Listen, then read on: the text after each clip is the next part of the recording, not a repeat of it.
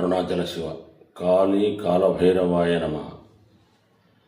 మన ఇంటి దగ్గరికి ఒక భిక్షగాడు వచ్చినాడంటే మనకు తోచిన సహాయాన్ని అతనికి చెయ్యాలి. ఎందుకు చెయ్యాలంటే మనం పూర్వజన్మలో చేసిన పాప కర్మములు పోవాలంటే అతనికి సహాయం చేయాలి, వెయ్యాలి మనకు తోచిన కాడికి.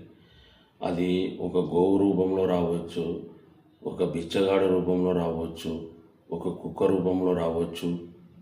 మన దగ్గరికి వచ్చిందంటే మన కర్మ తీసుకుపోయేదానికే ఆ మూగజీవాలు కానీ ఆ భిక్షగాడు కానీ మన దగ్గరికి వస్తాడు.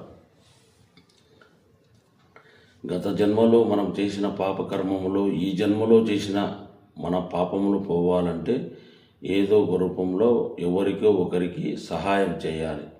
సాక్షాత్తు ఆ పరమేశ్వరుడే రావచ్చు, చెప్పలేము. భిక్షగాడి రూపంలో, సాధు రూపంలో. అరుణాచల శివ, అరుణాచల శివ.